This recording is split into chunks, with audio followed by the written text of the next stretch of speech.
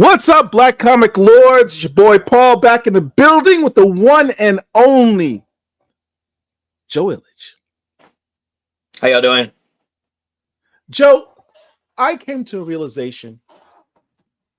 I got to see you over the weekend in Brooklyn. That was fun.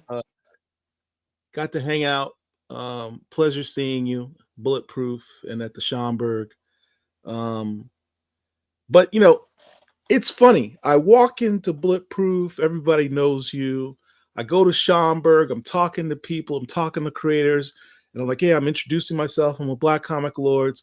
They're like, oh, do you know who Joe Illidge is? You should go talk to him. I'm like, I kept getting that. You should go talk to Joe Illidge.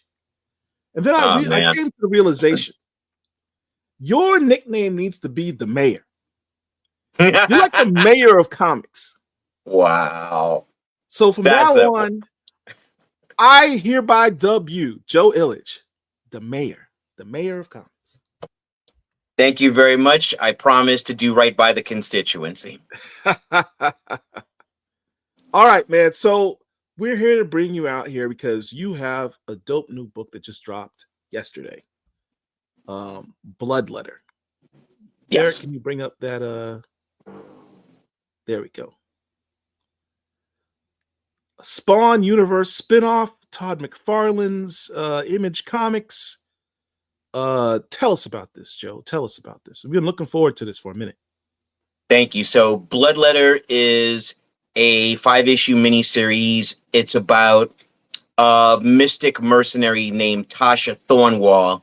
She used to be in the CIA, and something happened in the past 10 years ago that basically threw her into the shadows of the world. And in traveling through those shadows, if you're talking about the Spawn universe, it's full of angels and demons and Malebolgia and things like that. So she had to learn magic to survive. And what happened to her in the past is directly connected to Spawn before he was a Hellspawn. And when he was a CIA agent named Al Simmons, that's his birth name. And so Tasha finds out in the here and now that the guy that ruined her life and sent her underground is alive as Spawn. And that is basically what kicks off this entire story, which is a revenge mission. Pure, unadulterated revenge. 100%. Let's talk about your team. Who's the team you have working on this book? So I am writing this book with TIM SEELEY. TIM SEELEY is well known from the Grayson miniseries, in which Nightwing became a spy. Yeah, that was a dope series. Right? Yeah. And his most popular comic books with Image are Hack Slash and Revival. Revival has just been launched as a television show on the Sci-Fi Channel. And he also has an ongoing series at Image now called Local Man. So he and I used to work together at Heavy Metal in the editorial department there. And we became really good friends. And we realized that we were really simpatico on a lot of things. So we decided that we would do some projects as co-writers. So he's a friend, great co-writer. The artist is CHRISTIAN ROSADO. I mean, this guy is amazing. He's done a lot of indie work. I think the most popular indie book he did was Vampirella, but Bloodletter is really bringing him out into the world in Todd McFarlane's Spawn universe. And I mean, you see the guy's artwork. He's amazing. His North Star, his artistic North Star is John Paul Leon. But that said, Christian has a style all his own. And then the colorist is DC Alonso. And DC Alonso has worked for a lot of different companies. I think he did some work for Marvel, but he and Christian are the team on this. Both Christian and DC Alonso are artists who are represented by Butsido Entertainment, which is owned by Luis Arambaru, who's a good friend of mine, one of the best agencies in comics. And then finally, the lettering is by And World Design.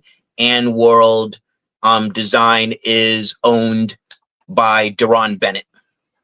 All right. Crackerjack team you put together. If y'all are not familiar with Christian Rosado, you will know him soon. 100%. All right, let's jump into the book. You know, I collected Spawn back when it first came out. I mean, if you're of a certain age and you remember when Spawn came out, it revolutionized comics. It was the big thing because Todd McFarlane had made his name at Marvel along with all the other hot artists at Image that formed Image Comics. And, you know, he was one of the hottest artists in the world at the time, coming off of his Spider-Man run, and created a brand new character, a Hellspawn, kind of teetering between the concepts of heaven and hell and good and evil, and what does all that mean? It's about the gray, right? It's easy to say you're an angel, you're good, you're a demon, you're bad, and then you realize that the lines are very blurred in Todd McFarlane's universe in that respect. That's what makes it very intriguing. Yep. Let's go to the book itself. So you have this opening line. I even circled these lines because you can't have a Joe Illidge book and not have bars, because Joe Illidge got bars. But it says the devil was senseless murder. It's talking about, in this line, you know, angels and devils, good and evil. So it says the devil was senseless murder, prejudice and genocide, abuse, rape, the evils men do and get away with. But that day when my face was covered in blood and he looked at me with the power of life and death in his hands and the life of every terrible thing in the world, I realized that every one of us had a personal devil. This one is mine. I'm going to end him. Who's he talking about here? Who's she talking about here? She's talking about Spawn. She's talking about Al Simmons. That's her personal devil. That's her personal devil. And what's interesting is in this page, because I didn't show the whole thing, but in this page, you're talking about what is good, what is evil, what's, you know, heaven, angels, all that stuff. And what becomes readily apparent is the concept that there isn't, if you're thinking the devil or evil is just some guy with a pitchfork and horns, that's not it. The real devil is the evils that are done to people and that people do. And so it's a much more personal devil, right? Because it's worse, because that means that those evils, your devil, is personal to you. And there's no better way to torture someone than to torture them with their own demons. So I thought that was kind of an interesting concept. Thank you. Yeah, you know, Tasha does not believe in Mr. Upstairs and Mr. Downstairs. Right. And her narration throughout this entire issue basically is about that. And basically, it's a letter that she's writing to someone who does believe in God and does believe in Satan as entities. And Tasha does not. Tasha believes good and evil are humankind at its best and its worst, right? And, you know, to your point and what the narrative said, those things are the devil, right? The immoral crimes that humanity perpetrates on each other that we then will assign to some entity, right? And I'm not saying that this is my belief system, just to let you know, I do believe in God. I don't believe that God is some old white man in the sky. I don't even believe God has gender, because God preceded the existence of humanity. So how could God be delineated by gender, right? But Tasha has no such belief. There is mankind, and that is it. Complete atheists. 100%. All right. So let's talk about Tasha. First of all, shout out to Christian Rosado and your colorist. What was his name again? DC Alonso. DC Alonso. This is just the second page, and it's striking. It's striking. Dude, listen, so an old supervisor told me something that I never forgot. He said, on any given Wednesday, new comic book day, depending upon the size of the store you go to, there could be as many as 200 new comics on the shelves, right? New people are buying these things and they're looking at that wall of noise, and you have two opportunities to get them: the cover and the first 3 pages. Yeah. Right. So, you know, Tim and I knew that we had to start this issue with a bang, that we had to let the Spawn fans know, no, this is legitimately the universe that you love. Right. Yeah. And we're going to prove it to you because your boy's on page 1. Right. So you open page 1, you're like, oh, this is for real. Right. And what you have here is, listen, this is the first appearance of Tasha Thornwall. And for the people who have read this issue, this is actually Spawn's point of view. Right. Right. So she's got to look formidable enough that she could step to him like that. Furthermore, that she could knock him down so that he would have to look up to her. See what I'm saying? Yeah. I mean, here's a good question by my man, Randy Watson. Sexual Chocolate, Bulletproof Comics. Can we get a print of that? to be determined.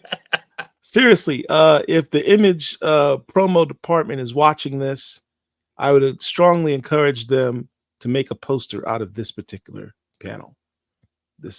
I mean, I remember when that page came in, and I mean, the feeling when you're a writer and you get new pages in your inbox from your artist, there's nothing like it. It never gets old. But when Tim and I saw Tasha for the first time on the page, it was just like, we're done here. You know, we're done here. Like, what we have to do is we have to write to your art. We have to write up to the standards of your art. Kevin Pitts asked a very good question. How do you and Tim Seeley collaborate? How does that work? It is a great question. So the way we break it up is, and we revolve. So one person will write a very general plot, right? Like 2 or 3 pages. And then the other person will make tweaks on that. And then the originator will then make super subtle tweaks on that. And then that's the plot that we both approve. And whoever originated the plot writes draft 1 of the script and then passes it back. The other person writes draft 2 of the script. And then from there, we're usually good. And then that is what we send to the editor. So truly is a collaboration. It's truly collaborative. And, you know, with this issue, it was actually particularly more layered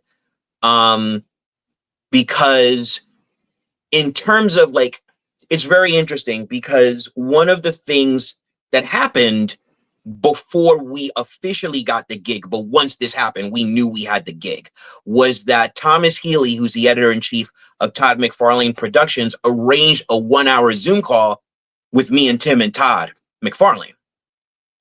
Now, Todd is an entrepreneur and a businessman. Todd's not taking 60 minutes out of his life to talk to the dudes who don't have the gig. You know what I mean? So it's like, okay, we know we got the gig, but the absolute surreality of talking to him for an hour and him laying out the psychology, the rules of the Spawn universe, talking about all the different major Spawn characters and their motivations. First of all, it was just like there were these telepathic straws from like me and Tim's foreheads to Todd's forehead, and we were just like sucking in all this like Spawn universe knowledge. But secondly, it really crystallized things for us. And once we came away from that call, we were like, okay, we know what Tasha's macro arc is. Right. So, like, the first storyline is 5 issues. If demand makes it so that we go further, Tim and I have basically a 50-issue arc for Tasha Thornwall. It's a big story. And once we came away from that, we were like, oh, we know what the big twist of the big story is. So, that was really it. And Todd just really knows his world. Like, when you see him on interviews or you meet him in person, he comes off as a pretty meat and potatoes kind of guy, but he knows his universe, right? And so that was really impressive, and just talking with him. And there are certain things he likes in entertainment, certain types of films, certain types of television shows, and what they involve usually are double narratives. So like the dialogue narrative and the internal narrative. And so with this issue, I was basically the author of Tasha's narrative, and Tim was the author of in-world narrative, but I did some tweaks on that too. So this was really like a particular kind of fusion. But each issue is a bit more structured in terms of how we do the baton back and forth. Okay.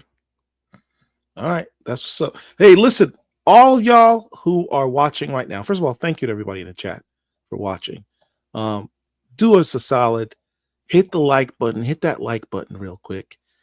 Share the video over social media so we can help it grow, help our channel grow.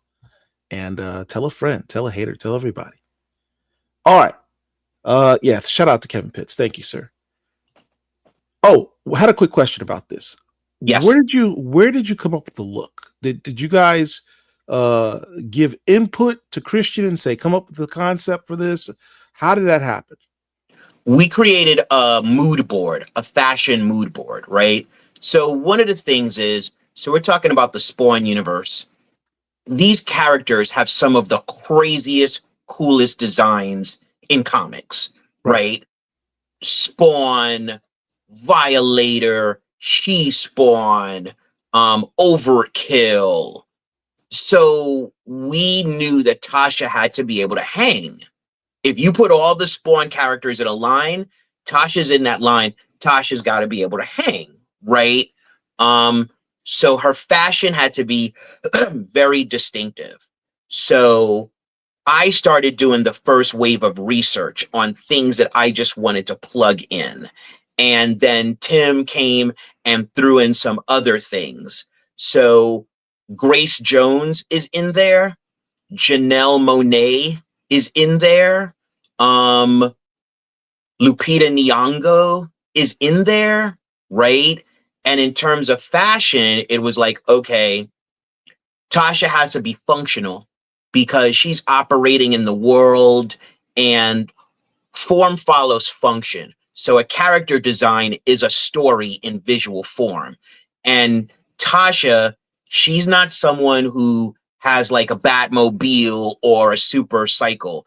She's very skilled in parkour.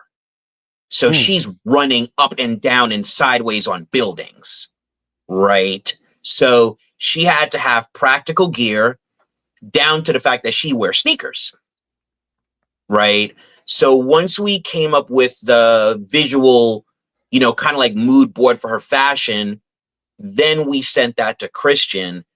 And then he came back with a design and he nailed it on the first shot. A number of times you'll get a design and then you may give some notes for some tweaks, or you and the artist may have a conversation, but dude nailed it first time.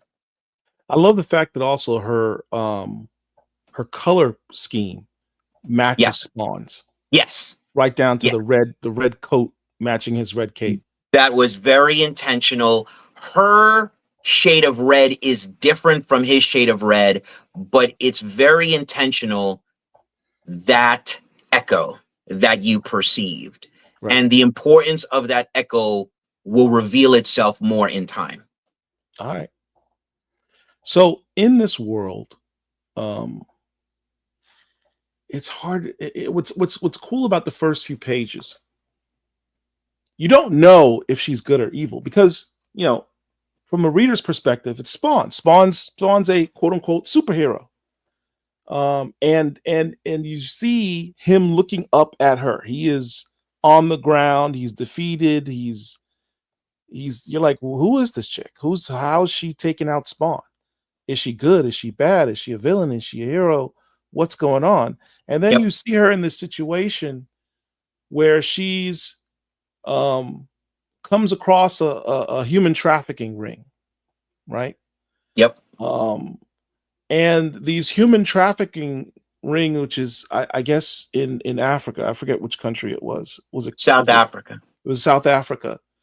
They're taking these South Africans onto a ship where they're coming across a demon, which initially appears like this Marilyn Monroe type looking character. That's right. But it's very nefarious. Explain this. So that was a scenario that Tim came up with, and it actually goes back to Spawn number 8, which was written by Alan Moore. And when you travel through the different levels of hell, there is a creature that makes itself look like Elvis. So Tim was like, all right, this time the creature will make itself look like Marilyn Monroe. And I'm not necessarily pronouncing the name correctly, but it's called a Cthugin Metabus, right? And so the real form of this creature we saw in other panels with the tentacles, but right. This is what it's making itself look like to the Bloodletter when she approaches that ship. What's interesting, she talks about this sigil that's on her arm, and we'll get more into that. We'll get more into the various tattoos and stuff that's on her body, but she mentions this one that's on her arm, and she says it's the sigil of Lugalbanda, sunlight of the gods, powerful old magic. She's a magic wielder. Yes. It kind of reminds me of if Indiana Jones were to collect artifacts from the occult and use them as like a mercenary type thing. I don't know. That's kind of the vibe I'm getting. Why don't you tell us about this? When we were thinking about, Bloodletter and what kind of character she had to be, one of the great things about the Spawn universe is that it's this perfect fusion of espionage and mysticism. Yeah. Right. And so it was important that Bloodletter be a mystic. Right. Now, the thing is, listen, when you're talking about magic, you're talking about a number of things. You're talking about cause and effect. Right. You're talking about entities who control this. Right. And you're talking about incantations and gateways. And you're talking about the human capacity to process magic. So Tasha's tattoos are, number one, their protection. Yeah. Because over the years, she's gotten really busted up by some mystical creatures. So to be able to continue to endure and survive combat with them, she needed protection spells. Now, some of them are gateways to mystical energies from other dimensions. But the crucial thing is that Tasha has to utilize her blood to achieve this magic. So those tattoos that are all over her body, those aren't henna tattoos that you can wipe off, bro. Those are in her flesh. Okay? They're either scorched or they're cut in and they've healed. Eclectic Birdie Nietzsche asked, did occult sources like the Keys of Solomon and the Lesser Keys of Solomon influence the magic that Tasha uses?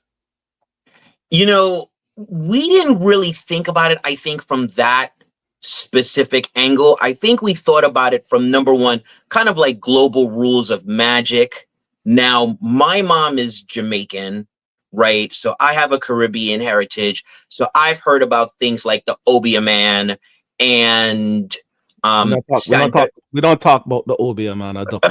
Okay, that's right. Don't take it lightly. Santeria, things of that nature, right?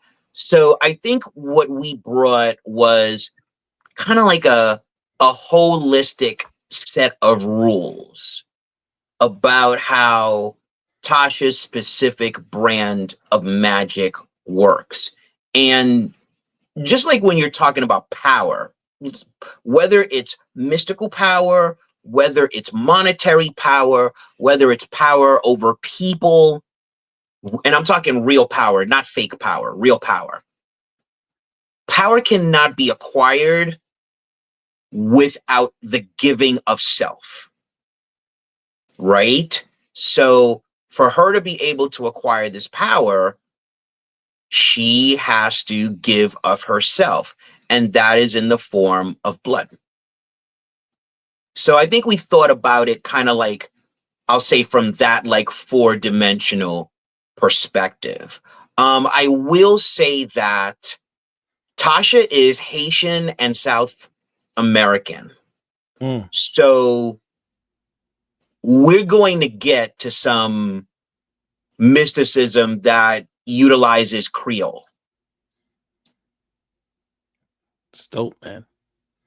I'm looking forward to, man. When does issue 2 drop? Let's get there. We'll get there.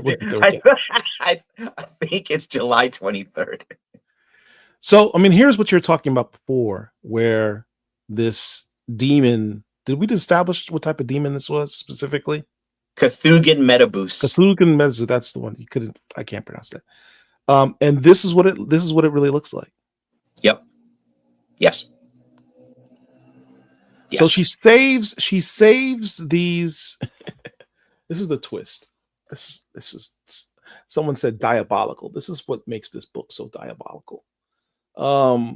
She saves these people from the human trafficking, seemingly. Oh, you're not going to have to, in order, you people made a deal with the devil, a demon. And I have saved you from that deal. But then they're like, oh, thank you. You're an angel. She's like, I ain't no angel. And then these other guys come along. Let's call them weapons dealers for lack of a better term.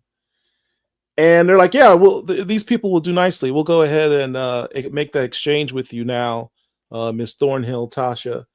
And then the human traffic people are like, wait. You're giving us to these bad guys from the demons, bad guys?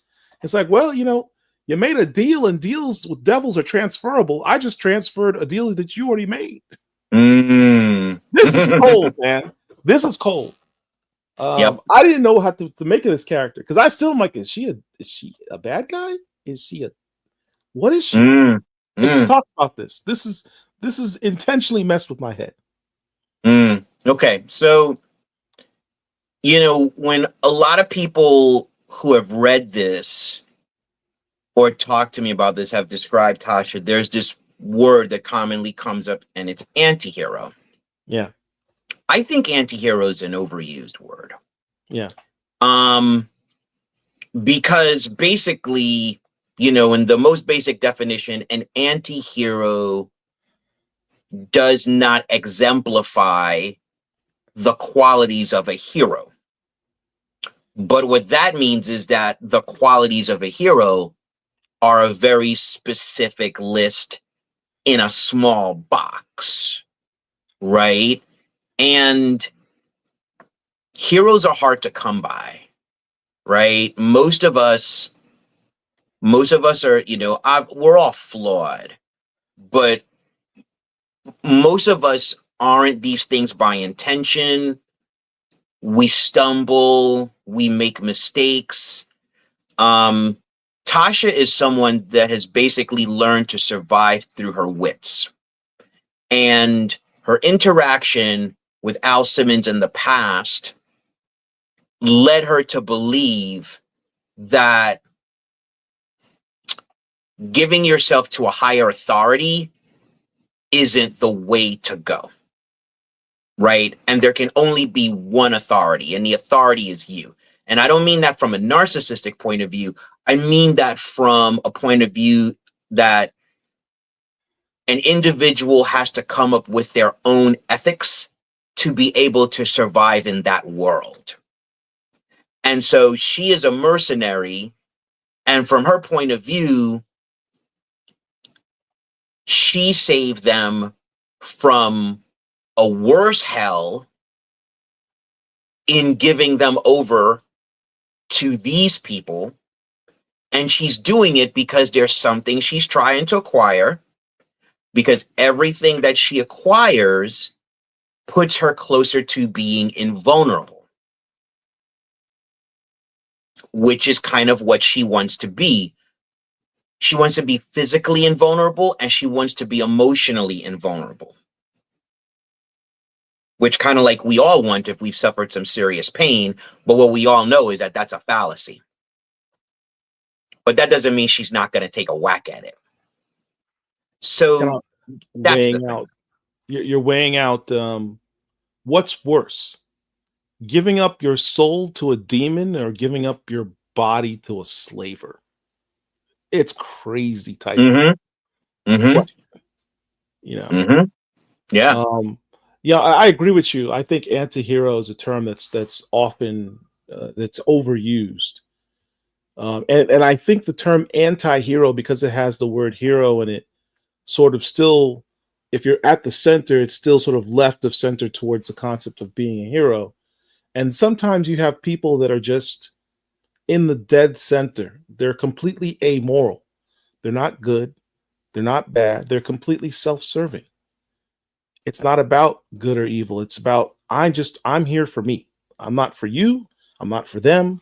I'm here for me. And at this point, you don't know where she stands at this point in the book. That's right. You should be constantly questioning it. Yeah, you are. You are. Yeah. That's why I bring it up. It's like I still don't know if I like this person yet. Yeah. So then we have a flashback and sort of a teaser as to where this animus with Al Simmons comes from. You mentioned that she's Haitian. Why don't you talk about this? So she's Haitian and South American. Right. And this flashback scene takes place 10 years ago in Port-au-Prince, Haiti.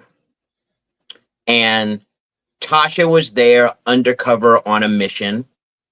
The mission was to protect a presidential candidate so that he could become the president and really turn things around in Haiti. And who's she working for at the time, though? So she's working for the CIA, and she's part of a department called Incision. And Incision defines themselves as kind of like a building organization. So basically, you put them in a nation that needs development and uplifting, and they help protect the integrity of that society from militant uprisings, dictatorships, and so on. Right? Do they really exist? Because we could kind of use that. Well, I mean, listen. Listen. When we're talking about this, we're talking about real stuff. Yeah. Right? We're talking about how governments basically uplift particular individuals to be puppets, to allow them to have access to natural resources, to land for military operations. But this guy, Antoine, he wasn't the puppet. He was the good guy. He really wanted to save Haiti. And so Tasha was on assignment to protect him, and she ends up falling in love with him. And things are about to go sideways.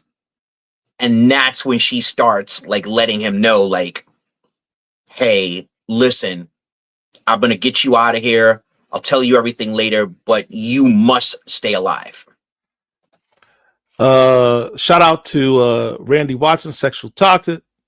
Napule. All right. So she's like, you know, you gotta stay alive, you gotta stay alive. But does he? Well. Well, what happens is her team from Incision, they break in there and they're like, you know, we're getting her out of there. Her code name is Typhon. We're getting Typhon out of here. We're getting the presidential candidate out of here in a half hour. Let's go. It's like the cover is blown. We've got to keep this guy alive because his competition is basically initiating a coup to kill him. Now, the other name that she goes by, because her code name is Typhon, but I guess her undercover name with Antoine, this candidate, is Melande. Is that it? Merland. Okay. Yeah. So, as part of this team, this team of CIA operatives that come crashing in, we have the pinnacle of her animus, Al Simmons. Yep. What's interesting is for longtime Image comics readers, he makes a reference here where he talks to director Wynn. Yes. And IO, which you know harkens back to the old days of Image. Yep. International operations and stuff like that. So it's kind of cool. Yep. Talk about Al Simmons' involvement, because some people may not be as familiar with his background prior to becoming Spawn. So basically, Al Simmons was the John Wick of the Spawn universe. He was that guy that if he's coming for you, like, write your will, pack your bags, kiss your loved ones on the cheek, and that's it. You're gone. He's not Baba Yaga. He's the one who's sent to kill Baba Yaga. Exactly. He's extreme missions, scorch earth. That's the thing, right? So Incision was going against their orders because their orders were basically, you know what? We're not protecting this guy anymore because we've got higher orders that say we've got to let the candidate who has initiated the coup become the president. And Tasha and Incision were like, nope, F that. But Al Simmons comes in and he represents the higher mission. And so he wipes out her team and he's like, nope, y'all die, he dies. Because those are the new orders. And when you work for the government, you don't question the orders. You pivot with them. Right. This goes back to what I was mentioning before about not being good, not being evil, being completely amoral. And that's what Al Simmons was. From his perspective, hey, I'm just following orders. I don't care. He's a soldier. I do what I'm told. They tell me to shoot somebody, I shoot somebody. I don't think about it. That's my job. He's a soldier. He's a soldier. Randy mentions that Merlande is a Haitian name meaning love and toughness. Did you guys know that? I'm sure Tim knew that because Tim was the one that came up with that. Okay. Well, and cool. So, listen, we're going to do our research. I mean, God and man gave us Google. We're not going to use it. Yeah, we're going to use it. You know what I mean? You are a learned man, Joe Illidge. All right. So that's all we get at this moment as to, what happened, transpired between Tasha and Al Simmons back in the day. Yeah. Is there an issue that we will see more of that background as to why she hates and despises him so? I don't want to say that. I want to say that there's their battle is coming, yeah. Right? And the battle is where the rest of it comes out. Yeah. Right? But what you see in this issue makes the who, when, what, and why very clear, because the rest of it is really under the skin. right? Like that's where your trauma lies. Trauma is it's under the skin. Although in Tasha's case, it's actually on the skin too. So we have this next scene back from the past, and she's dealing with the guys who she just sold the people to, the human traffickers. Yeah. To and they got, is that a French flag behind them? No, I think it's like, I think it's South America, I think is where we put them, or South Africa. Okay. So and what happens is the flag is turned 90 degrees, which is kind of like an intentional indication that these people are kind of like rogue. Okay. Don't think of them as the ideal representatives of their nation. They're like a rogue mercenary group, right? They are traffickers in humans and munitions and drugs. Right. And he calls her dccomics, which I think is probably some form of South African Dutch. That's something that's not very nice. Yep. Yeah. And he calls her another name that's not nice. And she says, "You call me that again, I'll tear your head off." Yeah. So then we meet this other character. You mentioned before that she uses her blood to make these emblems on her body. Yes. And then there's this other character here. Can you talk about this scene? So the character introduced in this scene, her name is Casper. And Casper is basically Tasha's sidekick, right? Casper deals with surveillance. She's the girl in the chair. She's what? She's the girl in the chair. 100%. And Casper's origins may or may not be earthly. And we're going to find out a lot more about Casper in Bloodletter issue 3. But they've been together for a while, this partnership, and basically Tasha's the one that's out there on the ground. Casper is her support, but they do have this relationship that is, Casper's the humanizing aspect, right? Casper's the person who has the capacity for a sense of humor. Casper's the person who has some kind of warmth to her. Like Casper's someone that you gravitate to. Tasha Thornwall is someone that you do not gravitate to, because Tasha Thornwall is like mean. She is armored, and under that is a lot of emotion that she controls, like in a way, but not as close to the skin. Think about her the way you think about Vincent D'Onofrio's Kingpin in Daredevil, right? Like you see that Kingpin is basically a shell that encases a lot of emotions, and that every minute of every day, he is keeping that in check, right? Tasha has a series of emotions that she keeps in check. She's very controlled and very methodical, but do not tick her off, right? And so this basically gives some humanity to Tasha through her partnership with Casper.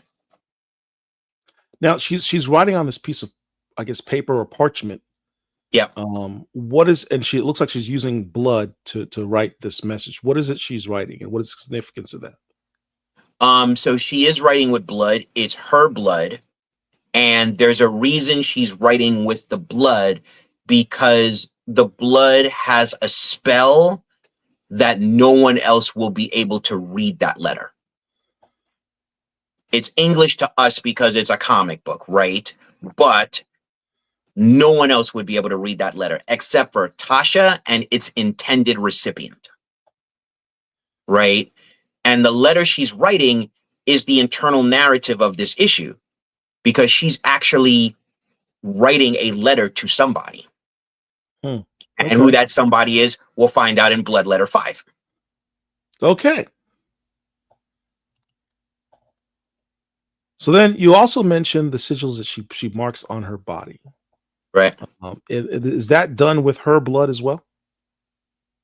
Yeah. So the sigils, certain ones, Casper helps create an incantation that allows for that transference of the magic to Tasha's skin, right? But her blood is always going to be a factor. So if something, is burned into her, it cuts the flesh and some blood will come out and she'll like have to wipe her arm, which is why if you look, the new sigil that's on her back is redder than the ones on her arms because it's freshly made.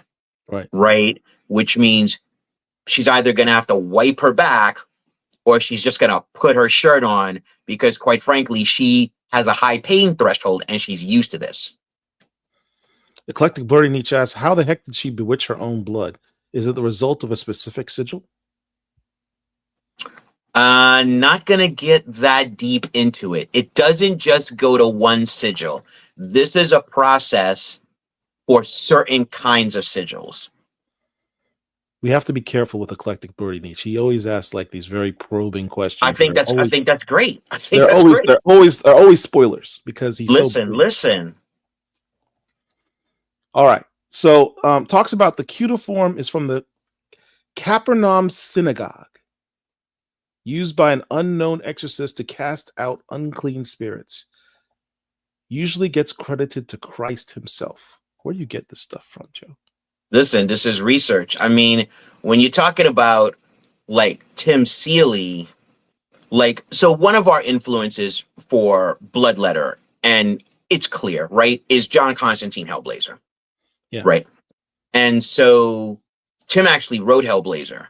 And so he has, research of things. And, part of what you have to do with the Spawn universe, especially because the Spawn universe is basically everything in between heaven and hell, is you do have to bring in some real aspects of theology or religion or mysticism that connects to certain doctrines and their history, right?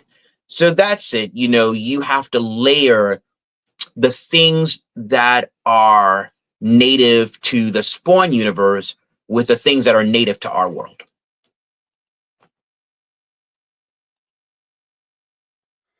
So then we take another look where the people that were being trafficked are with these mercenary guys. Yeah. And she's meeting with them and the television's on. And you got to figure, although this is taking place 10 years after the flashback, this is actually, you realize, a few years ago, because what comes on the television is a news report showing Al Simmons, who she presumably thinks is dead, because the whole world knows Al Simmons died. But he comes on the screen in his Spawn regalia and says, "My name is Al Simmons, and I'm here to save your souls, or save the world, or what have you. Save your souls." And she realizes this guy, the bane of my existence, is still alive. And it has an effect on her. Yep. She thinks about Antoine. She sees a splash of blood. She sees Al Simmons looking like some type of hellspawn in his outfit, saying he wants to save the souls. And she loses it.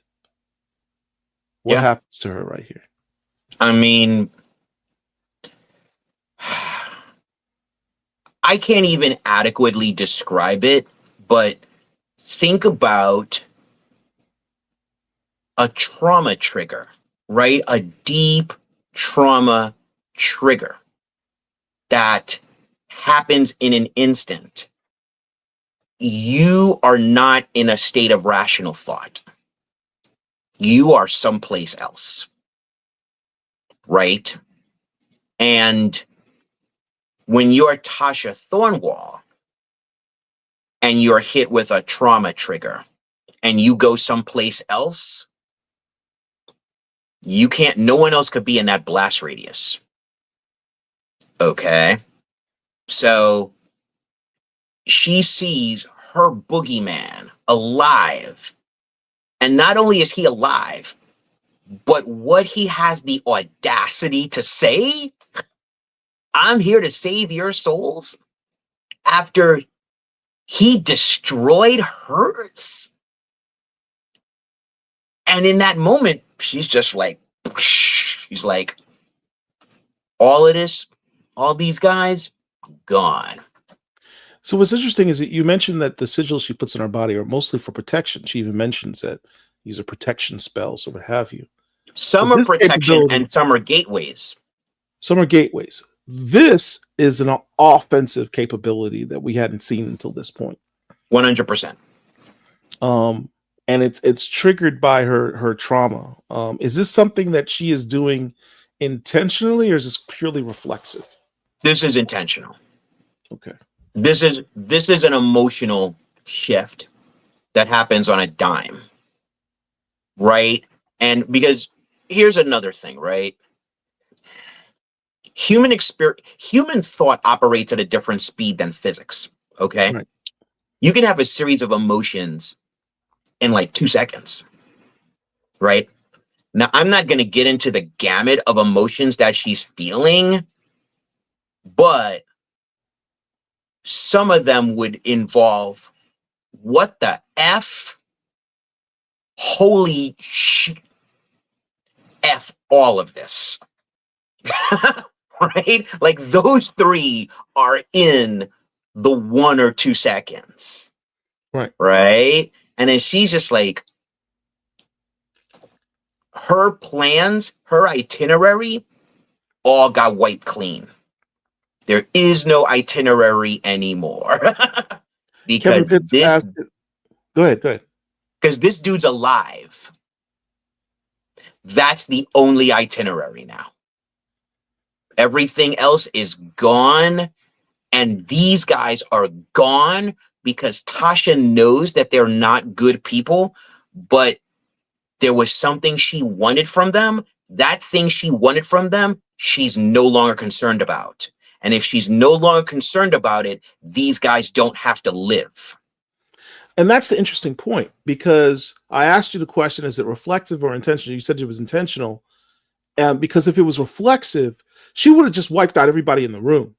But she picked specific targets, and she picked the bad men who are going, these mercenaries that were going to take these people and put them into human trafficking or what have you. So on some level, some conscious level, you're kind of thinking she does have some moral center somewhere. There's a compass. Yes, there's a compass. She has some type of moral compass somewhere, because she makes a conscious decision, I'm going to kill the bad men at this moment, because she's triggered by the memory of Al Simmons, who she equates with someone who was bad. He took away someone who she loved. And she decides, I'm going to strike back on people that are like that, which are these guys. These are also bad men that take away people's loved ones. So I thought that was an interesting moment, because up until this particular moment, this is why I harp on this, up until this moment, I still don't know if I like her. I still don't know if she's good or if she's bad. Right. And she makes a decision. You know, that's the moment. What separates a hero from a villain is a decision, right? She makes a decision at this point, and that's what makes this particular scene particularly powerful. Yeah. Yeah. Thank you. Yeah, you know, and that's part of it, right? I think part of what we wanted to do with this issue, this first issue, is to challenge you in that way, right? Like, this is her book, but is she heroic? This is her book, and I respect her, and she's formidable, but do I like her? Right? But then you get to the moment and you're like, okay. You're like, I can begin to empathize deeper. I think you begin to empathize with the flashback scene, but then here it's like, okay, I think I can emotionally invest in her. Right. I like when after she is killed all the bad guys, she's explaining to the woman who was upset with her before. She's like, "Oh, you transferred our ownership from a demon to slavers," and she notes, "Well, look, I transfer the deal now. It's with me because I killed the guys who I transferred the deal to. So you're now my property, and I'm basically releasing you." That's right. I thought that was a cool moment there. Yeah. But moreover, she's telling Casper, "We're bouncing. We're getting out of here. We're going hunting. We're going after Al Simmons. I want whatever it takes to kill a Hellspawn." Now that's interesting because we know that she's familiar with the occult. We know that has magical abilities, what have you. How does she specifically know about what a Hellspawn is? Well, you have to understand she's heard of Hellspawn. Yeah. You're not walking the mystic road in between the raindrops and you don't know what Hellspawn are. You know what they are. You've heard of them. But you didn't know dude was the king spawn. Right. You didn't know dude was still around to be anything. Right? So, and another thing is, from Tasha's perspective, anything can be killed. You just gotta have the tools and the methodology and the moment. But you can kill anything. If it bleeds, it can die. Bingo. You mentioned before about how Casper seems to be from someplace else. And there's this line where he says, "Upstairs," she goes like, we need to go kill a Hellspawn. And Casper responds, "Upstairs, we call them," and there's a symbol. So upstairs, I would assume, refers to heaven. And what does this symbol represent? The symbol was basically that when you're talking about other dimensional realms, not all things translate into a human word. Ah, okay. Right? Some concepts cannot be reinterpreted in the basic low-level language that Earthlings created. Right. Sometimes you only get the symbol. Right? And Casper's a she. Okay. Yeah. I see Tasha's white sneakers, blood-soaked sneakers. Listen, like I told you, she's running up and down and across the world. She's doing parkour. Y'all know what parkour is. You ain't doing parkour in boots. You're doing parkour in kicks. Yeah. All right. So Casper mentions that this particular Hellspawn, Al Simmons, likes to keep everyone who has the means to destroy him real close, and pulls up the entire roster of Todd McFarlane's Spawn universe. All the Hellspawn that he's got books on. Are all of these characters going to play roles in this series? Dude, the hunt is on. The hunt is on, and that's it. That's what's up. Wait till issue 2. Because you gotta wonder, she knows Al Simmons, the king of the Spawn or Hellspawn or what have you, and these are other spawns that are in the universe that are affiliated with him. And it's kind of like, well, you're affiliated with him, you got to go down too. Is that kind of the attitude that we're going to be? It's more than that. It's you're a product of the same magic that Spawn is boiling with. Right. Right? So from a concept of like what I think is called sympathetic magic, if part of his magic is in you, that means in you is the code by which I can hurt and infiltrate and destroy him. Right? So that's why I'm going after you. I'm going after you because you're the code for me to crack him. These are the appetizers before the entree. Listen. The hunt is on. And that's it. I get the feeling all these Hellspawn have just become training for Tasha. Dude, issue 2, dude. Looking forward to that. Finally, there's this particular symbol, which I think is on her arm. 100%. It reminds me of what do you call it? The Deathly Hallows from Harry Potter or something. What does this symbol symbolize? It's something we made up this one. This is not something that is what I would say in a book. This is something that we made that's specifically like Tasha's symbol, right? So when you're talking about, language of characters, like now we'll talk a little bit about intellectual property. When you're talking about a language of characters, right? A sigil is an iconic symbol, and that iconic symbol has great power in a number of ways. One of the most popular sigils in our society is the Superman S. Yeah. That's a sigil, right? The cross that is involved in a number of religions, that's a sigil, right? It has power that has many contexts, metaphysical, psychological, emotional, right? So that's what this is. This is Tasha's specific symbol that no one else in this universe has. You need to tell Todd McFarlane's people to go ahead and print these up on t-shirts. They will be at all the cons next year. Listen.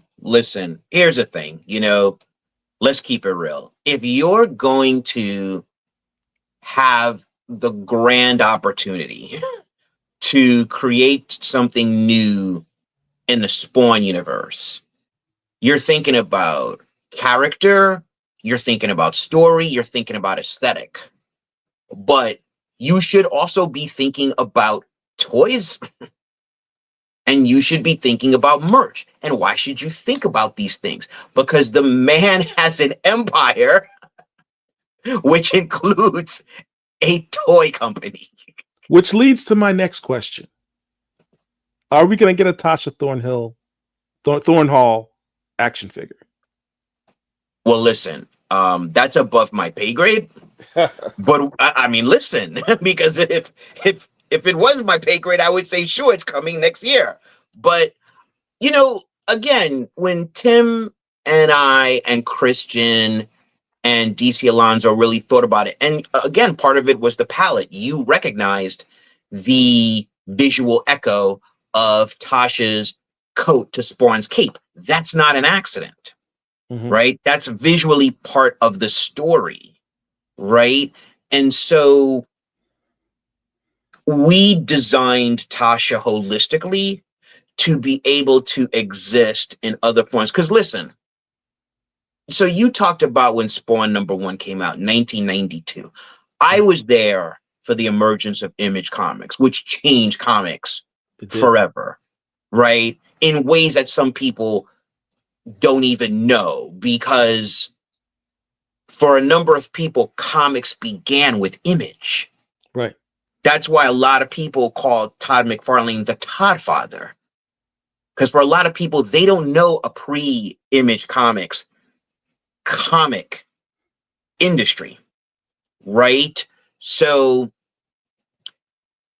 there was just something so potent about this group of 7 creators, like the Magnificent Seven or the 7 Samurai, who left the big house, which was Marvel, and created their own house with their own ideas. And Todd McFarlane he He acquired a map faster than any of the other partners did. He got, and this I think was within 6 years, the comic, the animated series, the live action film, the toys. Yeah. And I was made to understand there was even a Spawn video game. Yeah. So if there's an EGOT of comics, it's Todd McFarlane. Yeah, facts. And that was because, unlike the other partners, with the exception of, I would say, Eric Larson and possibly Jim Valentino, Todd McFarlane did not come out the gate with a universe. He came out with one character. And I remember reading those old interviews, and he said, I want to make Spawn a household name. And he did it, right? Because he thought about Spawn on these multiple media strata. And not only did he think it, he achieved it, right? And part of the way he achieved it was not even through his own intention. It was because Spawn had achieved a level of exposure with a generation of people that were in these industries. So, I watch a lot of interviews with entrepreneurs, business people, CEOs. So I've watched a number of interviews with Todd before I even got to work on Bloodletter. And he tells the story about how he got his first toy deal and how he was at the big toy fair here in New York. He's got his booth. Everyone else has these figures that are archetypes, actually like models, just like a basic model, like a prototype of their character. And all he has is like images from Spawn comics. He has no prototype, right? And the big wig from Hasbro opens the door, and it was like the skies parted and God himself stepped down to earth. And all these people at their booths, they want that deal. This dude's young assistant says to the guy, hey, this is the guy I told you about. This is the character. And then the guy asked Todd, hey, can you get me like 600, a million units in 6 months? And Todd's like, definitely. He didn't know how the hell he was going to pull that off. But he says that happened through luck because the guy's assistant read Spawn comics. You see, this is all to then say, that's the kind of entrepreneurial, multimedia level mindset that is at the nucleus of this universe. So when we thought about Tasha Thornwall, not only did it behoove us to think that way, it would have been idiotic if we didn't. Yeah. Right? You gonna roll up in the Spawn universe and you're not gonna think toyetic? And you're not gonna think live action, animation? Of course you're gonna think those things, right? Because it's the ultimate horror action universe. All right. Well, I just hope that I'm not going to have to wait 30 years for an action figure. Oh God. 30 years. Dude, well, first of all, you're baller that you got the platinum icon. I don't have the platinum icon. I got the regular icon. I got 2 of the regular icon. Platinum I don't have. The only people I personally know that have the platinum, that I know they have it, are you and Reggie Hudlin. But to your point, as you've seen, Todd doesn't wait decades to make figures. Right. He doesn't do that, right? Like, there's just so many figures. Somewhere in my basement, I have a Generation 1 Spawn and a Generation 1 Al Simmons in his CIA body armor, which is basically like gray camo. I have those. I've taken them out of the packaging, but I think I kept the packaging because I remember when those toys came out and we were all losing our minds. I think, let me see. Uh-oh. Someone gonna prove some superhuman geek cred? Is that this one? Let me see. Put it closer to the cam. No. The very first one, it's gray camo, and he has a helmet. He has a helmet with an opaque visor. Yeah, this is the Al Simmons from the movie. Exactly. That's the Michael Jai White Al Simmons. Yeah. Which, by the way, I've never seen before. So kudos to you. I've never seen that figure before. I have the very first Al Simmons somewhere in the basement. First Al Simmons. First. Okay, you know what? It's not. I don't think it's regular Spawn. I think I got medieval Spawn. Oh. Because I mean, medieval Spawn just looked great. And no, I don't think I bought a Violator. I think Violator just looked a bit too creepy for me. It's like, I don't want Violator anywhere in my house. Yeah. So I think I was like, yeah, we're going to bypass you, bro. But I have a Spawn and I have an Al Simmons. So I go back. You know what I'm saying? All right. So let's talk about what the fans can expect next. Yeah. You mentioned issue 2. Yeah. Since getting burned by all those years, Tasha has lived the life of a mercenary. But a chance encounter with someone from her past sends the Bloodletter down a path she may soon regret. First of all, that cover on the right is crazy. Listen. So the artist name is Raymond Gay. I don't know who did the color, and my apologies to the colorist for not knowing your name. I will correct that. But Thomas Healy, the editor-in-chief, he snuck this one up on us. Like, we didn't know this existed until I think the solicits. And we were like, holy crap, that cover is amazing. And then I started following Raymond Gay on all the socials. And I was like, you part of Team Bloodletter, fam. you part of Team Bloodletter now, because that cover is nuts. It's just so evocative of her. You know, you can see the covers that Christian does. They're visceral and intense, as well they should be, right? Because you want to evoke that. The Raymond Gay ones, yeah, they're just like exquisite. I think that's the word that I would use to describe, because the line work that my man is putting into these, the details, and everything makes sense. So yeah, that's crazy looking, man. Listen, but this is what the covers are supposed to do, right? The covers are your first form of marketing with the public, with the retailers. So they have to be evocative of what you can expect on the inside. So I feel very proud of all the Bloodletter covers. I feel like we're delivering on that promise. And I think we're actually managing to walk the line between a collectible cover and a story cover. Right. And this is something that Torrin Clark talks about. Yeah. Like, intrinsic in all his covers, I think he said, every cover I do is 3/5 of the story. If you want to know the other 2/5, you have to buy the book and read it. Right. So I think we successfully managed to walk the line with our covers.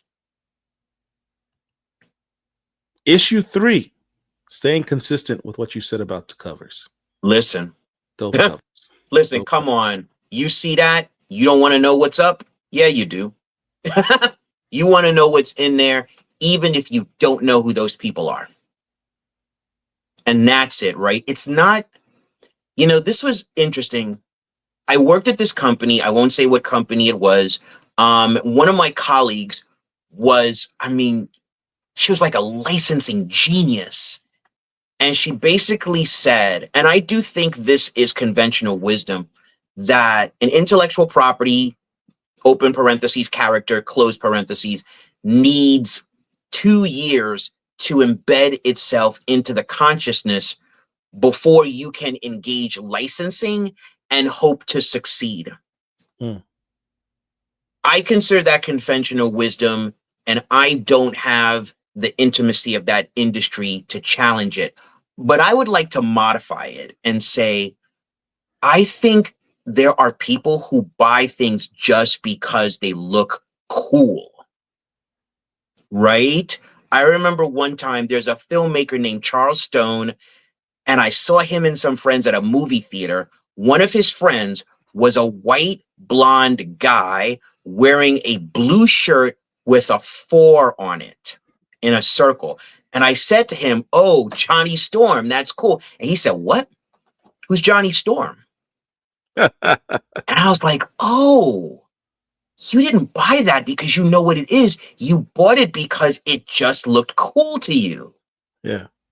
So that's the thing. Like, all our covers should just look cool to you. And then you want to know who's that. Right. And then you read the book and you're like, okay, Tasha Thornwall. Now I know her name. Now I have an inkling of her story. I'm in. But the cover has to make you want to know. All right. So you got to make up for it because Kevin Pitts points out, I was surprised issue 1 only had the one cover. Technically, there was 2. There was a blank cover. But they're there's a making up sketch for it cover with issues with 2 and 3. Yeah. Yeah. And listen, Wait, the sketch. There's a sketch cover? Yeah.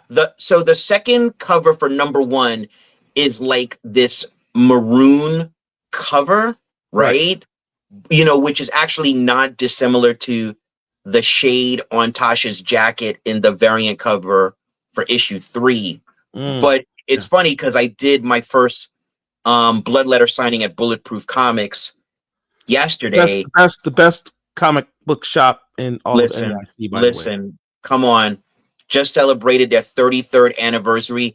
That was the comic shop at which I started buying Image comics when Image came into being, where I started buying Vertigo comics when Vertigo came into being, where I was buying Peter David and Joe Quesada's X Factor.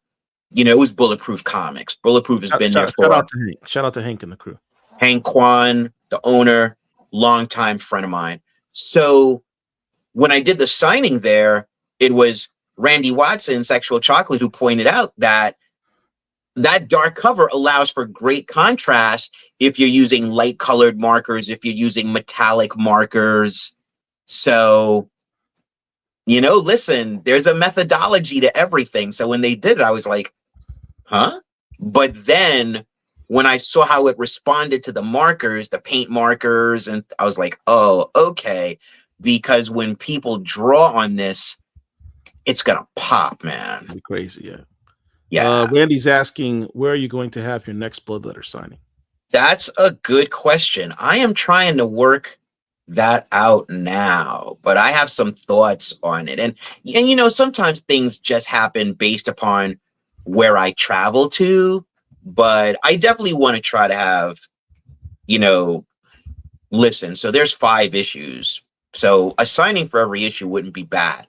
But, you know, let's see. Issue 4 is going to be important, particularly important. Issue 2 is going to have some important cast members. Issue 3 has an origin story of significance. And issue 5 is the culmination of this entire arc.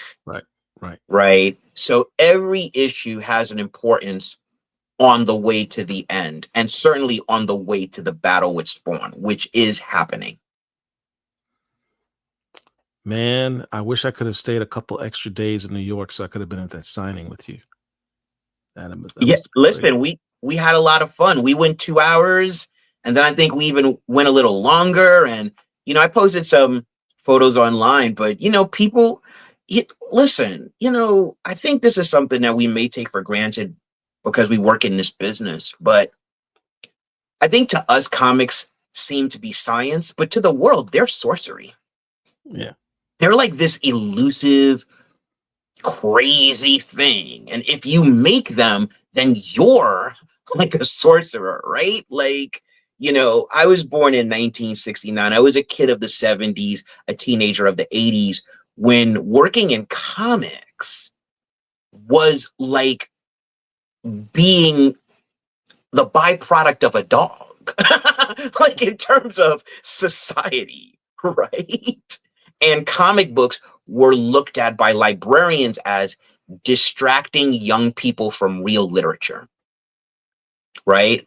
I have managed to live long enough to see a time when everyone knows the name Thanos, when librarians are telling us we can't make the graphic novels fast enough because these are potent gateways for young people, and when the Marvel logo is a sigil that is embedded on this planet and has changed entertainment as we know it, that is beyond denying, okay? Where you could say the summer of Superman, and you can say that proudly, right? That's the world we're now in. And so that's it, man. Like, these things, like, they're magic, you know? And so in that sense, we have to wield the magic responsibly. Yeah.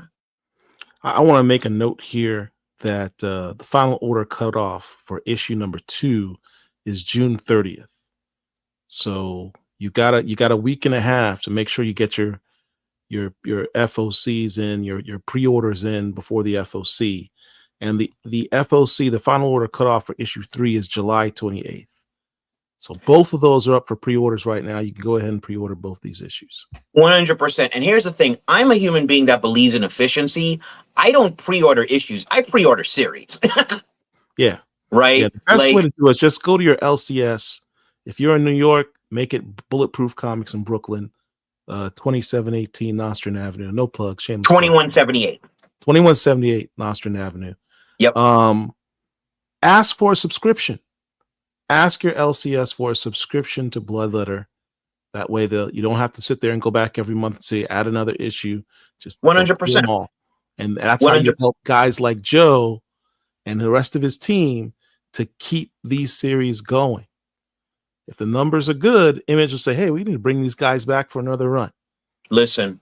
And let me tell you something. I really want to give a shout out to the marketing and PR teams of Todd McFarlane Productions and Image Comics, because when I made the Bloodletter trailer, they helped spread that out. That is on the Image Comics YouTube channel, the AIPT Comics YouTube channel. And ever since then, we've been like this unimind. And even Todd himself has broadcasted Bloodletter. And, you know, as a creator, it's very gratifying to see that, because that's not what usually happens. What usually happens is the majority burden is on you to not only create, but to broadcast. And you've seen that with me because I've done that. But to get that kind of partnership from these two companies is really gratifying, because what it means is we all have the same job, right? At the core, we all have the same job, right? Which is the perpetuation of comics. There can be no perpetuation of comics if the comics don't sell, if they don't generate an awareness. That's a collective job. Yeah. And if anyone tells you otherwise, they are obnoxious and wrong. It is a partnership. And you can either choose to engage your portion of the responsibility of that partnership, or you can choose to absolve yourself of it. But that does not mean you are not part of the equation. There you got it, folks. Specs is asking, is this book bi-monthly? Nope, monthly. Monthly. All right. Yep. All right. June, July, August, September, October. You got plenty of time to get your pre-orders in. It's the summer of Bloodletter. You also got another project coming out, Joe. Yes. Talk to us about this. So this was announced today.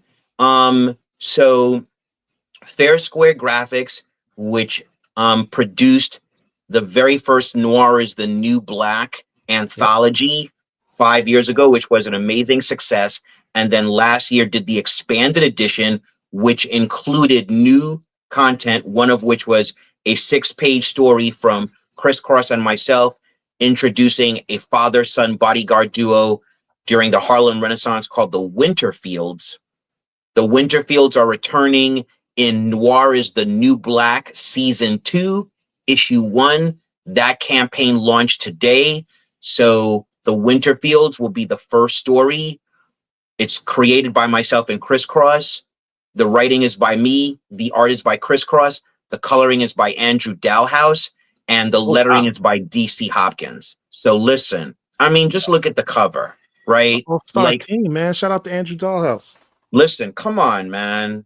Listen. And this is it. So this campaign launched today. I'm so happy to be a part of it. I'm happy that we are keeping our promise to the community and we brought the Winterfields back. And one of the reasons we brought the Winterfields back this year is because this is the 100th anniversary of the essay written by Elaine Locke called The New Negro.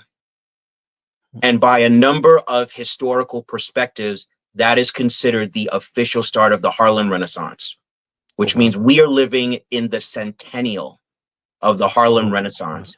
And so it was important to me and Crisscross and Fair Square Graphics to recognize and commemorate that once in the existence of mankind anniversary with a story that takes place during that time, which was an amazing time for America, which was an amazing time for Black people, literature, music, fashion, mentality. It was a fixture point that changed everything going forward. And so, you know, this whole story starts off because W.E.B. Du Bois hires the Winterfields to protect a 16-year-old girl. And what that's about, you'll have to read to find out. And to read it, you'll have to help bring it into being. So we'd like you to fund the campaign. Fair Square Graphics, Noir is the New Black Season 2, Episode 1. You can go to my socials and find it. And got to give a shout out to just look at that. You know what I mean? Let's just get right down to the brass tacks. Crisscross is one of the best artists in North American comics. This is not an opinion. This is a fact. It's objective. It's a fact, right? And he's been drawing for over 30 years, and somehow he's like Sebastian Shaw. Like, you knock him down, he comes back more powerful. Cross just keeps getting better. You have artists that hit their peak at like 15 years and then start going in the other direction. This dude is superhuman. He keeps getting better. So you look at this and you see the truth of it and the truth of those times, and you see the love of comics, right? And so, you know, this is what we're putting out. This is the promise, right? That we're in this time in society in which legendary creators, some of the most prolific creators are dying, and there's no intellectual property legacy. There's no financial legacy where people are getting laid off from companies in the thousands when a video game company could just shut down a division. And one of the things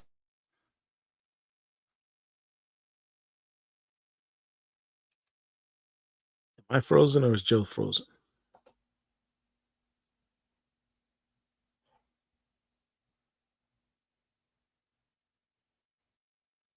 Joe's frozen. All right.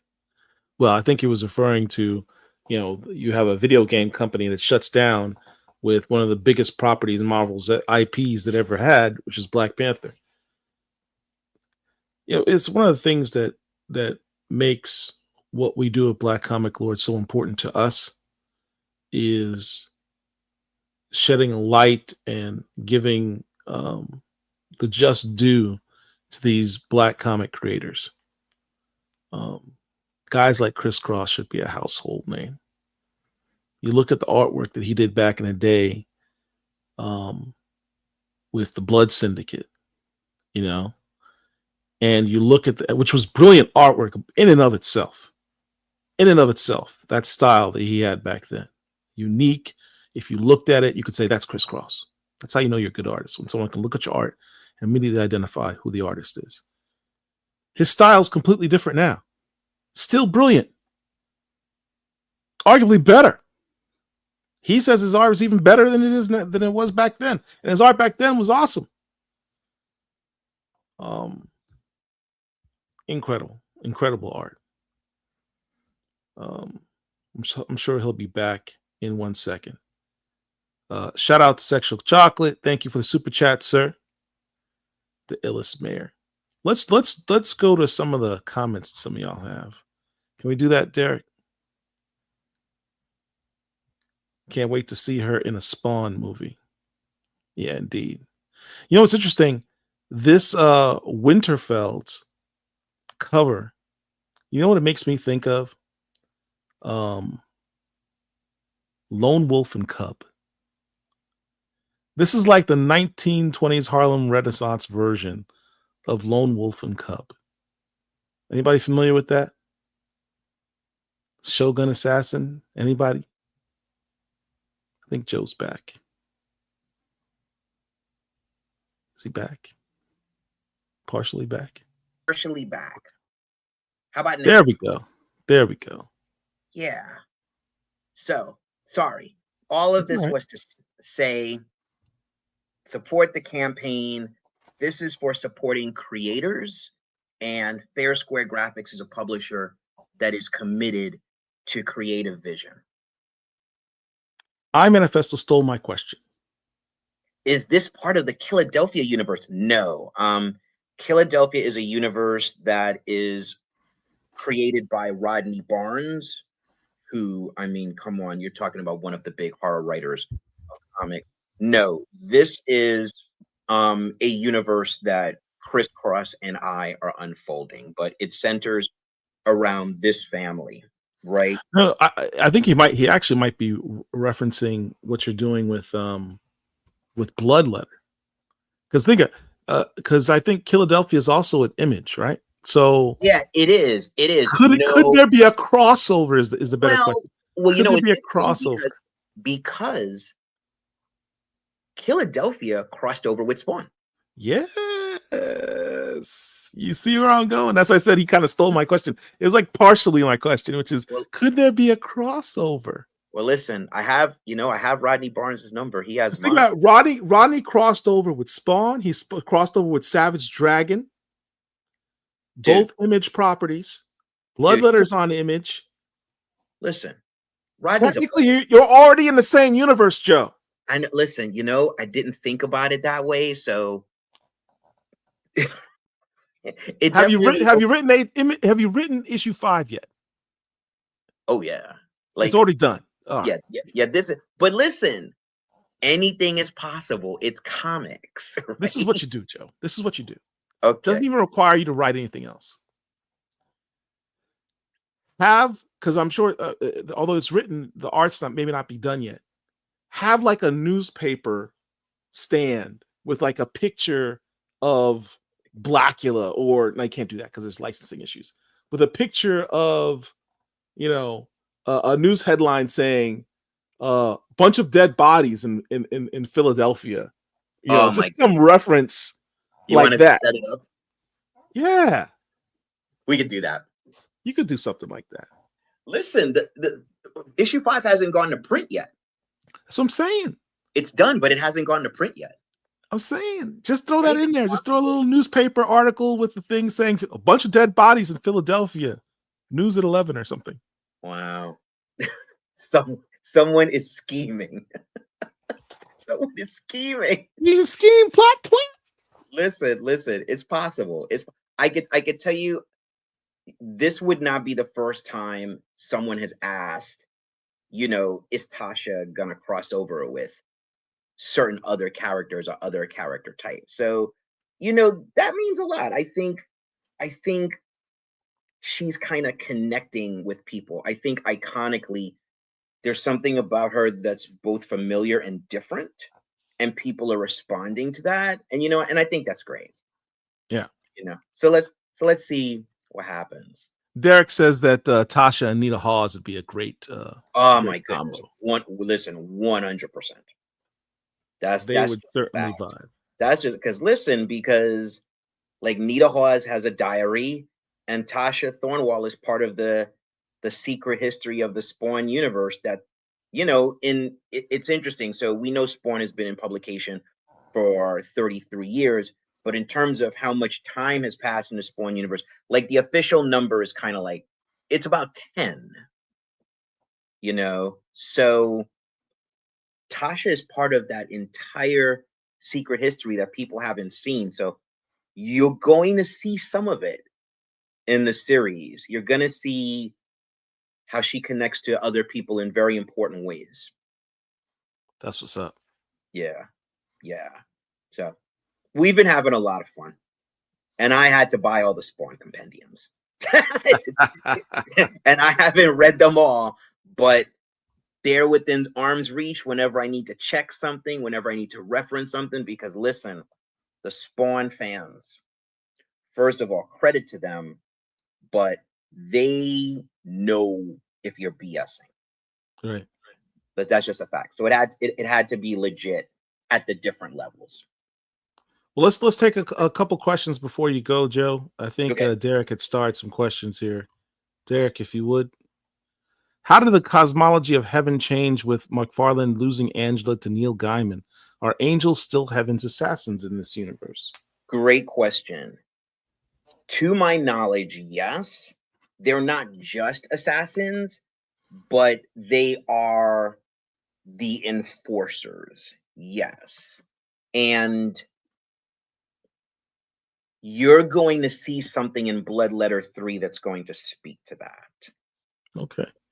Right? Because, every kind of like division has a hierarchy, and we're going to learn something about that hierarchy. Do they still look like D&D female barbarians? Oh, that's funny. I would say not all of them. When we get to issue 3, we're going to, it's a matter of blending in sometimes, right? When you go someplace, it depends what your intention is. If your intention is to stick out, that's one thing. If your intention is to blend in so you can accomplish something, under dead of night, then that's another thing. So I would say they're quite adaptable, but it all depends on the kind of operation we're talking about. Is it overt or is it covert? Next one, Derek. Mr. Illidge just asking, possibly could she get a cloak ladder on? Later on? I mean, later on. It's interesting. We designed Tasha so that the cape is kind of the cloak, right? Like when Tasha jumps at you, and I think you saw a little of this. You definitely saw a little of this in issue 1.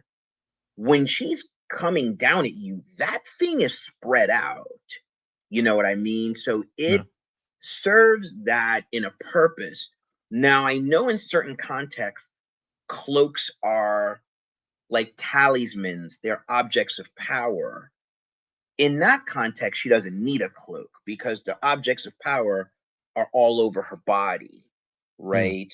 But that was one of the reasons that we gave her a trench coat, is because when you look again at the Spawn character landscape, and when you look at characters in general, capes, cloaks, things like that, they symbolize power. Yeah.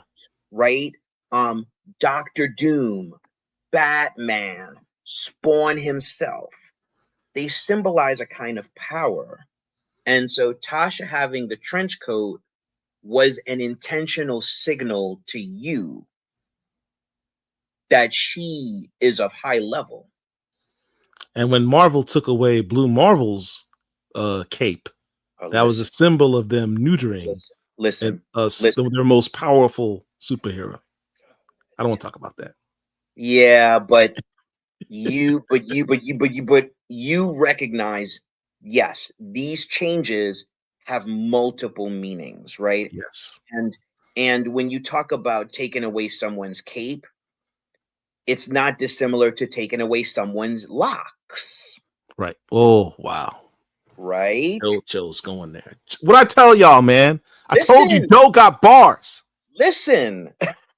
it's not it's not dissimilar. So I have family in Nassau, and my grandmother, God rest her soul, told me something years ago which I never forgot. And she was very much a servant of God, the Christian God. And she told me that hair represents man's strength. So if you have someone with locks and you take them away, Mm-hmm. you are engaging in emasculation. So you'll never see a bald Rasta. Listen. Just saying. All right. So Oh, let's talk about the elephant in the room. Tasha versus John Constantine. Who wins? no, Randy, come. These versus questions, because however you answer it, people will hate you from that point on. Um, The answer is whoever's writing the story at the you time. know what? That's actually true. That's actually true. I remember years ago when I was still at Milestone, Dwayne told me a character can't get beat in their own title. It's their title. They can't get beat in their title, right? Somehow they have to persevere. So, Unless it's yes. written by he who shall not be named by me on this Oh, channel. Lord Jesus. you and the little pokes this episode, the little pokes. Look, Um, so I stay petty. to answer the question more specifically, if John comes to Tasha's world, he's dust. That's it. And we love John Constantine up in here. Oh, James Thomason with a good question. Are we getting any ratio covers? Not that I've been notified of, but Thomas Healy has snuck stuff up on us before. Like I told you, those Raymond Gay covers came out of nowhere. So for the issue where Tasha fights Spawn, who knows what's gonna happen? I So mean, we got Randy Watson in the chat. I think Randy should talk to Hank about getting a bulletproof listen, incentive variant.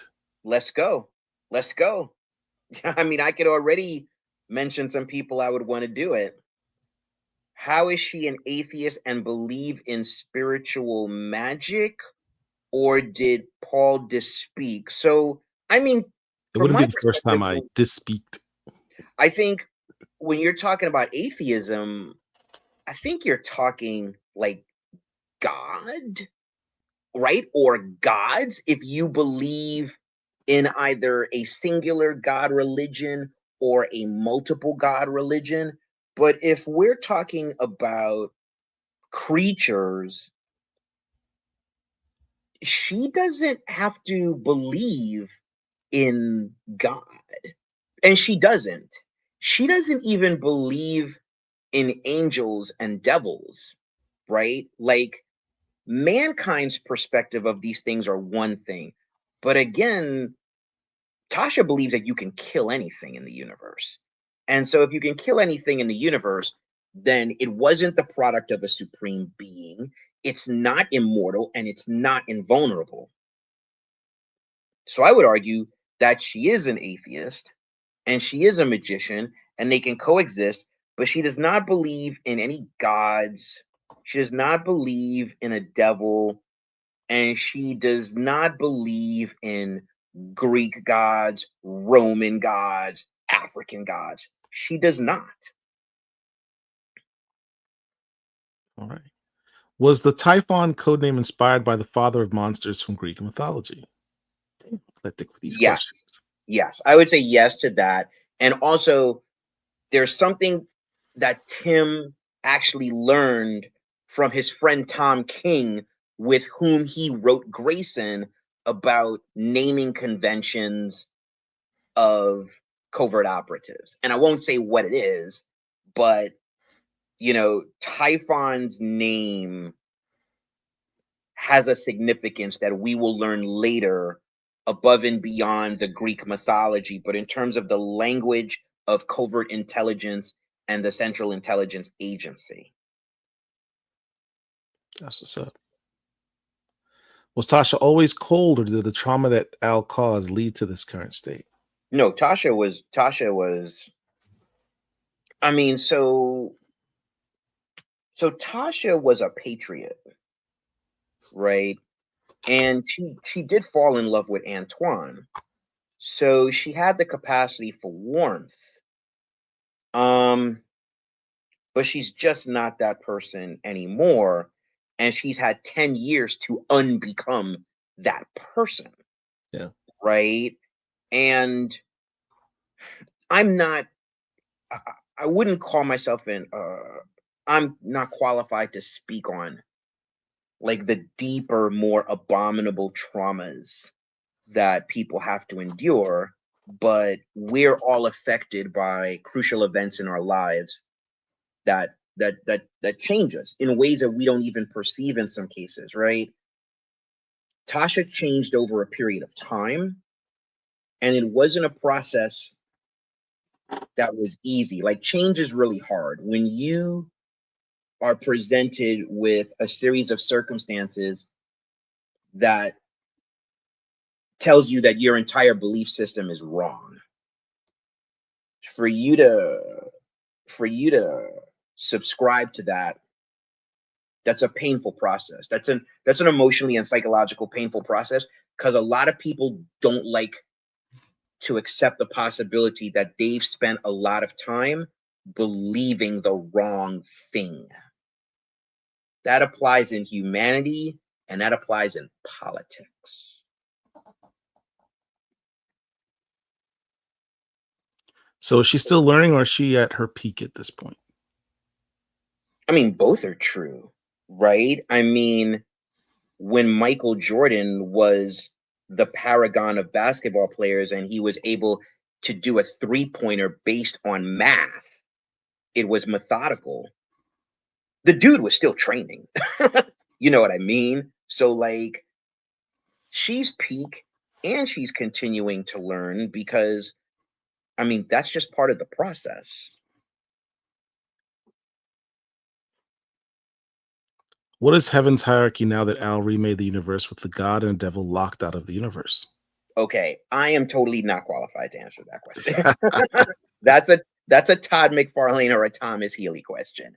I am not qualified to answer that question. I'll be very honest about it. And what I will tell you is, like, Bloodletter is a very grounded story. Like, all 5 issues take place on Earth, but the same way that we are impacted by our beliefs and we are impacted by religious forces and the idea of God and a devil, she is impacted by what Eclectic called the angelic hierarchy. She's affected by that, you know.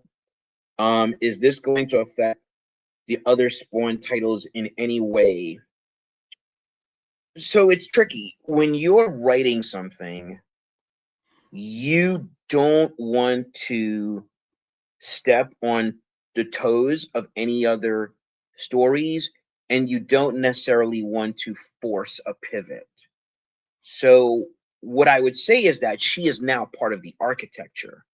And so you could see Tasha pop up in other places, but it's not going to alter the direction of the Scorched or alter the direction of Rat City. And in fact, when Tim and I got the job, one of my friends for years, John Lehman, who's the writer of The Scorched, I actually had a conversation with him and I said, hey, this is going to happen in one of the issues. Does this track with what you're doing? Does this track with your understanding of this character? So I wanted to have the conversations, and I wanted to observe what was happening in the larger cosmology of the Spawn titles, so that Tim and I purposely would make something that had its place without being interruptive to any of the surrounding titles. Scale of 1 to 10. How ecstatic would you be if Tasha appeared in a movie with or without Spawn? Oh, please. I mean, well, listen. I mean, like, come on. Like, I think 20. any Yes. creator who says that they don't want they would not be ecstatic to see their property, their IP on a big screen is lying to you. Yeah, listen. The answer is 20, right? And just to be clear, Tim and I and, Christian created Tasha. Tasha is now, a part of the Todd McFarlane Productions library. But, one of the great things about Todd and his company reflects his ethos is the financial benefits from a character that you co-created appearing in other media, appearing in licensing. So from an emotional standpoint, it would be gratifying to co-create something that becomes embedded in a more global language. Because as much as we love comics relative to global entertainment, comics are still niche in terms of how many people they reach. So, and we just said Todd McFarlane is the EGOT of comics. In basically 5 years, he did all the things. And he's made it very clear that a Spawn movie is happening. And he's going to go rated R, right? And Tasha is intrinsically connected to the early years of Spawn, right? And so, listen, we would like to see it. I would love to see it. And my bank account wouldn't have any problems with it either. Because again, the company is owned and led by a man who recognizes the reciprocity, right?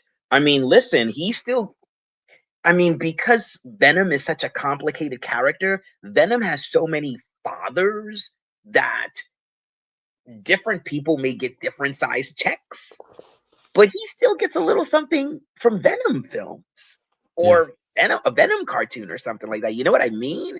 So that kind of thing is part of the structure. But yeah, we would love to see Tasha in another medium. And she has the legs. She has the narrative legs as a character. She has the gravitas to exist on another media landscape. What else we got, Derek? Do you know why Todd decided to make Spawn a Black American? Spawn is possibly the most popular original Black superhero. Wow, that's longest running Black superheroes on a self-titled book of all time. That's a good question. I don't know why Todd decided to make Spawn Black, a Black American. This is what I will tell you about my perspective of Al Simmons. Years ago, I used to write a column for Comic Book Resources. It was called The Mission. And in one of the columns, I talked about the first Equalizer film, directed by Antoine Fuqua, starring Denzel Washington. And I talked about the fact that Denzel Washington's Robert McCall was an operative of particular brutality and method. And I asked myself the question, why? Because when we tend to see operatives like a Jason Bourne or a James Bond or whomever, they're methodical, but they're not as brutal as Denzel Washington's Robert McCall was. And what occurred to me is that in any strata of our lives, Black people are expected to be lesser than, which means they have to perform at higher level to be considered equal and superhuman level to be considered expert. So Denzel Washington's Robert McCall had to be exceptional in his methodology, decisive in his brutality, so that he was mythical. And Al Simmons is the sum of all fears. when he was a CIA agent, he was that guy. If he's coming for you, by you, you gone. Which means he had to perform at the higher levels so that he could become the guy that Jason Wynn sends into hotspots to lay waste to everything. So I think that informs Al Simmons 100%. I don't know why Todd thought to do it, but I tell you something, it was smart. It was a smart decision, you know. And Spawn has outlasted so many other characters of the original Magnificent Seven founders universes, right? So Shadowhawk, Chapel, listen, Battalion. and they're cool characters, right? Great characters. But Spawn has a very particular potency, which went back to Todd's original intention as stated, that Spawn would become a household name, and he did. How much action should we expect in the new Listen, entries? come on now. Come on. Like we're not here to make you yawn. Like this is the Spawn universe. Like, listen, man. This is not a PG-13 book. Listen, I just did not show you all the panels of action in this book. There's mixing it up in every issue. And like I told you, you got the first 3 pages to get a casual reader to decide, are they in or out?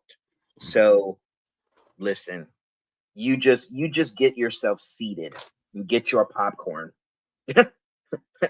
We're gonna mix it up. No, they're not. We answered that. Nope. Specs, they are monthly. So it's June, July, August, September, October, which means we'll take you right into New York Comic Con if New York Comic Con is something that's on your kind of like itinerary. We're taking you all through the summer. Yes. Randy has a shameless plug. Whatnot. Go to if you're on Whatnot, go check out Bulletproof Comics.